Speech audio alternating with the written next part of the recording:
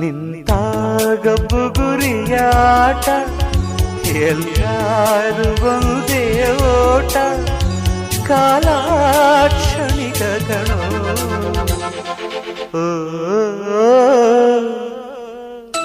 ಈ ಭೂಮಿ ಬಣ್ಣದ ಬುಗುರಿ ಆ ಶಿವನೇ ಚಾಟಿ ಕಣು ಈ ಬಾಳು ಸುಂದರ ನಗರಿ ನೀನಿದರ ಮೇಟಿ ಕಣು. ಇಷ್ಟಕ್ಕೂ ಸಿ ಅಶ್ವಥ್ ಬಗ್ಗೆ ಆಗಲಿ ವಿಷ್ಣು ಅವರ ಬಗ್ಗೆ ಆಗಲಿ ಮಾತಾಡೋಕೆ ಹೊರಟ್ರೆ ಸಿಗೋದೇನು?